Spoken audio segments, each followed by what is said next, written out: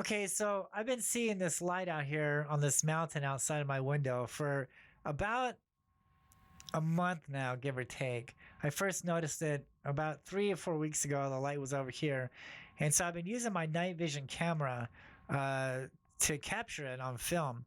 And this was 3/24/23. And today's the 25th. So this is the day after. And I took a photograph of what it looks like in the day so we can get a better idea on the perspective on where this light is. So this is the light at nighttime, and we can see it right there. And so what I'm going to do is I'm going to overlap the photograph of what it looks like in the daytime with the night video. And we're going to align it with this power pole here to make sure that we're on mark, that we're on track here. So we can get an idea on exactly where this light is on the mountain.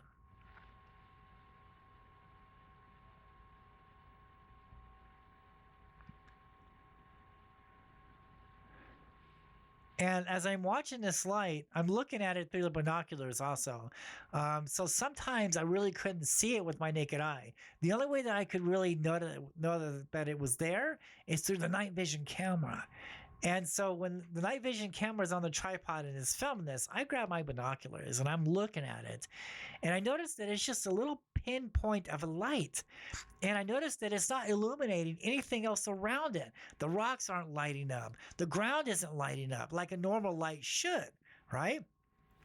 But this light was just a pinpoint of a light, and it's right there on the mountain. And when we saw this during the day, you can notice that there's no trails up there. This is a rocky cliff area landscape. There's no trails up there. A person is not able to get up there.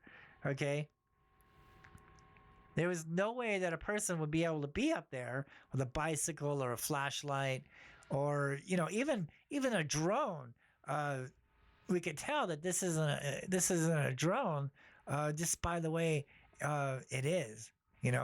Because drones do not act like this. Now we can see the on the ground here, all the traffic lights here and the street lights.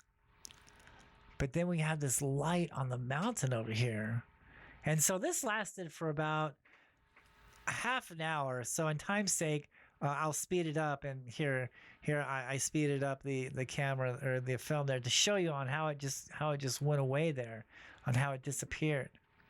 So this right here is a glare from the building that's in front of me. Next time I film this I'll try to get those glares out of there somehow. So about 45 minutes later, I noticed another light that seemed to appear a little to the left of the power pole.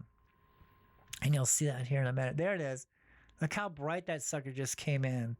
And so we're going to do the same thing. We're going to overlap the day photograph, align it with the power pole here to make sure that we're in the same looking area as the night vision camera. And so we can see that we're all lined up here. We can see an idea on where this light actually is.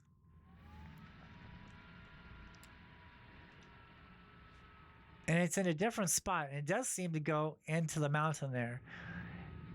Now, this phenomenon is like not normal to us, okay? So those of you who have been following me on my page, been following my work for the last 20 years, will understand that what I think these things are, they're living entities, they're living creatures. These things are not spaceships. I mean, this point of light out there that we're seeing, in my mind, what I've been noticing and studying them for all these 20 years or so, these things are conscious. They know who's watching them. They know who's not watching them. They're alive. They're living entities. And this mountain was created by a fault line. And that's exactly what these lights are doing here. They're absorbing the energy from the fault line that this mountain is creating. And so the Native Americans, they tell us these spirits or whatnot are going down into the underworld, but on a scientific analysis, they're going down into the fault line there. And you can see on how it is moving. Look how it shows up. It's this bright and then it disappears.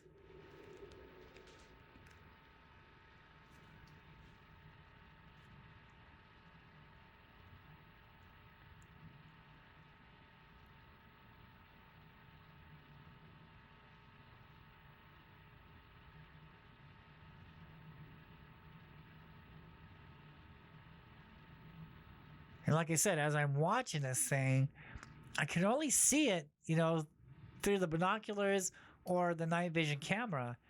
And like I said before, it wasn't illuminating anything else like a flashlight or anything like that would do.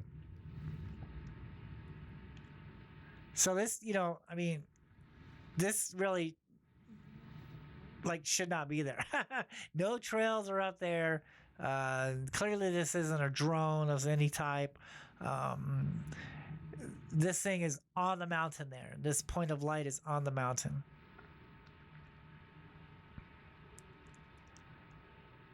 And it's cool on how we can overlap the day photograph with the night vision video, and we get a better perspective on where this light is. We can get a better idea. We can see it better where this light really is on the mountain. And we can see other people are watching this also, because we can see there's an airplane right up here blinking. Now there is a lot of airplane activity up here, and I really think that I'm on the west side, and most of the activity I've been noticing with the airplane activity is on the east side, and also behind this mountain. Okay, so one of these days, one of these nights, I'm going to get out there and behind this mountain, and I'll see what I can catch over there. Because I believe that there is activity going on the other side. So I am looking north, and I'm looking north at this mountain, and I'm on the west side of the mountain. So, but I believe that there's activity on the other side of this mountain. And every once in a while, I'll get lucky and they'll come over here. And that's when I'll be able to capture them and to film them. Look how it comes in and then it disappears. Isn't that a trip?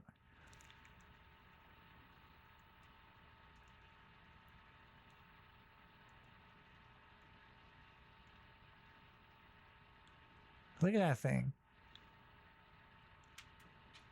This phenomenon needs to be studied more, and more people need to understand that these things are here, and that these mountains with the fault lines and the spirals is the source. Okay, so did you see that? That was a big bird. I think it was a owl or something. That was pretty big. But yeah, the mountains is a source to UFO activity. I don't know how many times I've kind of been saying this, but yeah, look at all my videos. Look at the stuff that I've been filming. It's always been around mountains. So mountains is the key, especially the ones with the petroglyphs of spirals. The spirals are doorways into the underworld.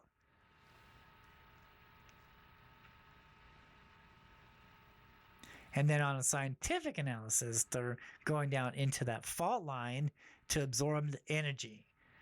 And March is the perfect month for these things, because the sun is aligned with the fault lines, and it causes a type of fusion effect, and it attracts these things to these mountains to absorb the energies, and it just disappeared. So, and that light disappeared right up here in this area here, and this is what it looks like during the day. So you can see on how rugged and rocky this is. There's no way that somebody could be up there, right? Especially right up in here. I mean, they would totally fall. So how would they get up there anyway? All right, so thank you guys so much for watching, and I'll keep you posted if I film anything more. Bye.